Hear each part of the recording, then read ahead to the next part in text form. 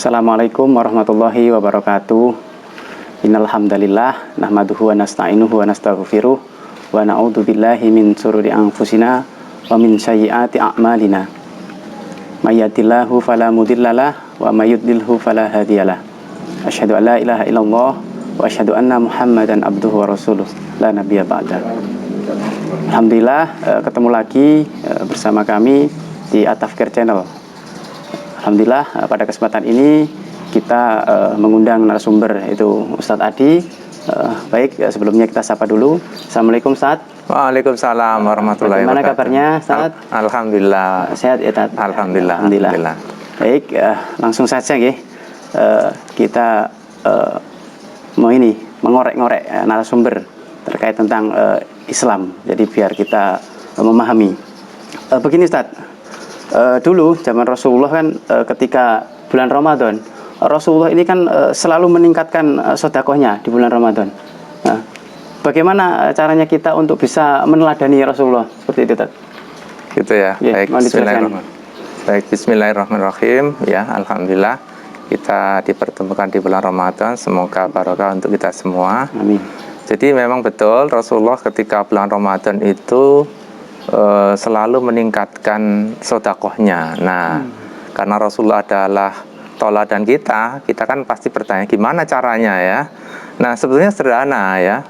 Kalau kita mau melihat apa yang ada diri kita selama kita sebelum di bulan Ramadan, kita biasanya makan 3 kali ya, Mas? Ya, betul. Ya, 3 kali. gitu ya, Pak Imam ya. Siang dan sore. Ya, oke ya. Jadi ketika sekarang puasa, makannya berapa kali? Harusnya 2 kali ya. Harusnya 2 kali. Ya, nah, berarti kan ada 1 porsi nih yang kita terkurangi kan gitu. Ya, nah, sebetulnya dari situ coba kalau misalnya kita hitung saja ya. 1 piring yang tidak kita makan itu dalam 1 keluarga ada suami istri dan 2 anak, itu sudah ada 4 piring. Kalau kita itu katakanlah 1 piring itu dinilai Rp5.000 saja, berarti kan kita sebetulnya ya atau keluarga itu bisa infak berapa? 20.000 per hari kali 29 hari, sudah berapa itu? Nah, itu kan sebetulnya ya mudah ya begitu ya. Artinya pengeluaran tetap sama, tetapi itu bisa mengalokasikan sedekah kita meningkat dari situ ya. Tapi persoalannya kan kita enggak ya. Secara umum orang itu kayaknya kalau habis puasa ini kan saya udah kerja keras nih puasa kan gitu ya. Jadi harus diminta diistimewakan ya kan. Harus ada takjil, yang kolak lah, yang ini, yang itu, yang es dan sebagainya. Nah, akhirnya nggak berpikir bagaimana meningkatkan sedekah, malah berpikir apa? Kepuasan diri ya toh, karena merasa sudah bekerja 1 hari makanya untuk istimewa. Nah, itu dia. Nah, akhirnya yang terjadi justru kita nggak sedekah tambah banyak, tetapi pengeluaran tambah banyak kan begitu. Nah ya. Jadi itu saya kira tips mungkin sederhana dari saya. Baik Ustadz. Terus begini Ustadz, kita ini kan alhamdulillah puasa di bulan Ramadan pas musim pandemi Ustadz ya. Iya, betul ya. Nah, berarti momen Ramadan ini apa bisa dijadikan untuk solusi kemiskinan Ustadz? Karena kan nggak mungkin ketika pandemi ini pendapatan kurang ya, terus nanti harus infak, sedekah semacam itu. Mau dijelaskan Ustadz? Iya. Jadi kalau tadi kita sudah sampaikan di awal bahwa sebetulnya kita punya spare ya, ataupun apa yang bisa kita sedekahkan, memang kita bisa sedekahkan itu di lingkungan kita ya.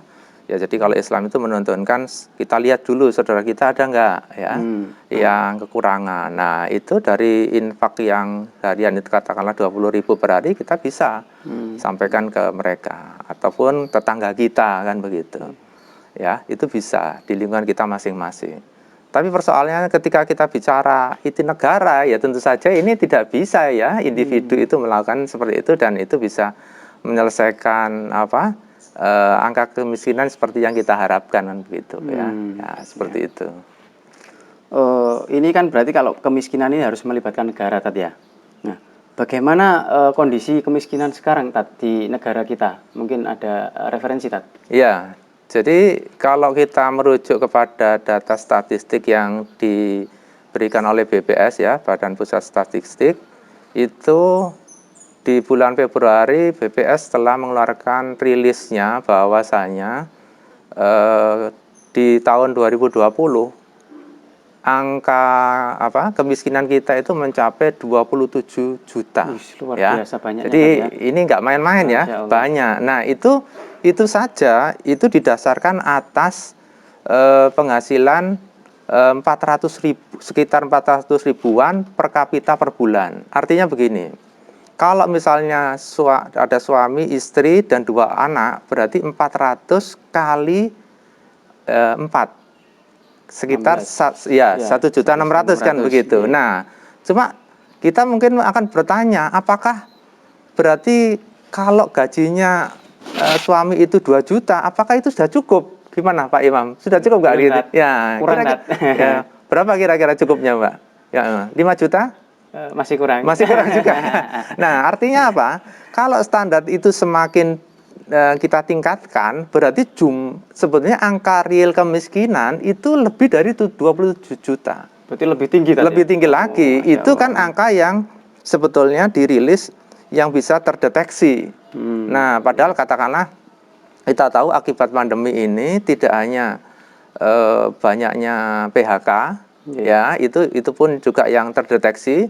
Tapi PHK dalam arti sektor informal yang tadinya dia bekerja ya mencari nafkah, misalnya orang jual bakso, orang jual warung dan sebagainya, ketika adanya banyak PHK maka mereka juga omsetnya juga turun kan begitu. Pasti. Ya, bisa jadi juga Pengaruh. gulung tikar. Nah, artinya apa? Lebih banyak lagi itu tingkat kemiskinan di Indonesia. Nah, ini yang kita harus menjadi concern kita ya, keprihatinan kita. Ini harusnya negara turut hadir untuk mengatasi ini kan begitu. Ya, baik Ustaz. Kalau kita melihat sekilas data statistik yang ditunjukkan tadi, miris banget ya. Iya, Angka kemiskinan tinggi banget. Iya. Nah, itu bagaimana kalau menurut pandangan Islam untuk mengatasi minta solusinya, Ustaz? Ya, jadi yang perlu diketahui kenapa sekarang angka kemiskinan itu tinggi, kita ketahui bahwasanya saat ini kita hidup tidak diatur dengan sistem Islam. Itu yang harus kita pahami ya. Sehingga itu menjadikan distribusi kekayaan ya itu tidak bisa semuanya tidak bisa adil ya.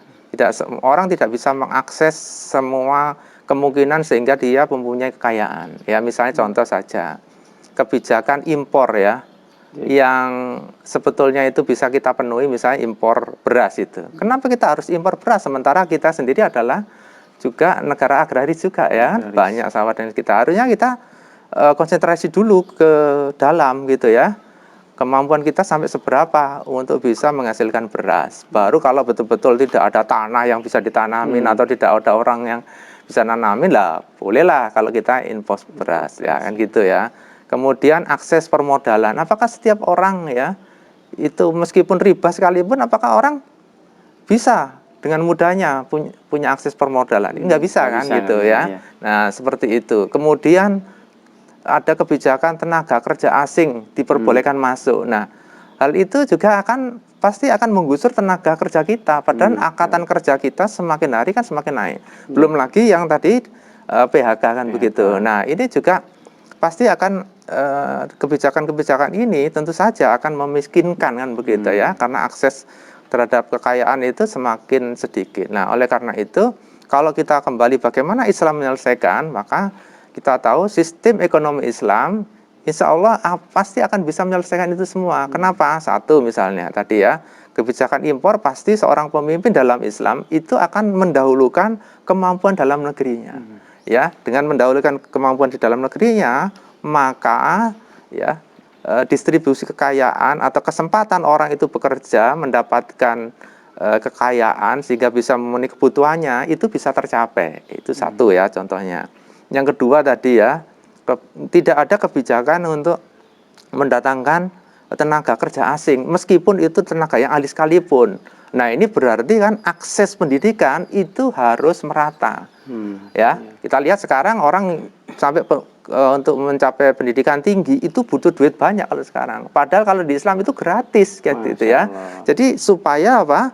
Supaya semua masyarakat, semua rakyat baik muslim maupun non muslim itu menikmati ya pendidikan itu, sehingga dia mempunyai skill, mempunyai intelektual, mempunyai edukasi yang tinggi, sehingga itu bisa menjadi modal bagi dia untuk dia bisa memenuhi kebutuhannya kan begitu ya. Dan juga aspek permodalan seperti yang tadi saya kemukakan ya. Di Islam tidak mengenal riba. Di Islam itu ada Baitul Mal yang akan memberikan semua kebutuhan modal siapapun juga ya, tidak hanya mengenal muslim ataupun non muslim, semua rakyat di dalam perintah Islam itu dipenuhi dari situ ya. Jadi dari situ saja itu kita bisa melihat bagaimana Islam itu seorang pemimpinnya punya visi bagaimana mendahulukan kepentingan rakyatnya, melayani kepentingan rakyatnya agar rakyatnya apa? Agar rakyatnya bisa sejahtera, bisa memenuhi kebutuhannya dengan baik. Dengan seperti itu harapannya apa? Ibadahnya juga dengan baik kan begitu ya kan, nggak seperti sekarang gitu. Coba kita lihat banyak orang yang sebetulnya dia mau puasa, tetapi karena kondisinya dia tidak punya pemahaman, tidak punya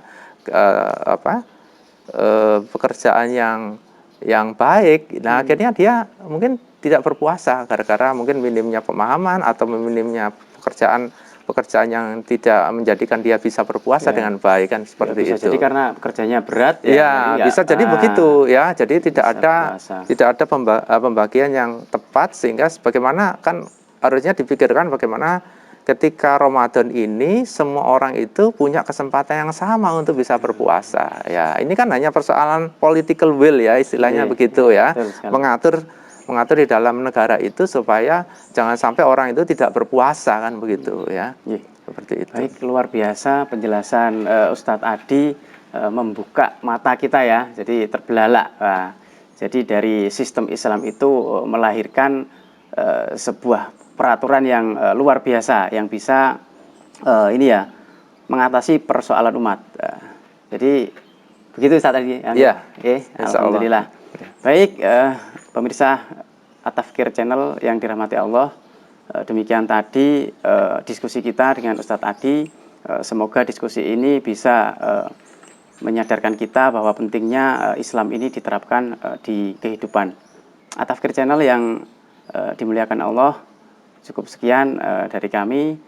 Tonton terus At-Tafkir Channel dimanapun kami berada. Akhirnya billahi taufiq wal hidayah. Wassalamualaikum warahmatullahi wabarakatuh.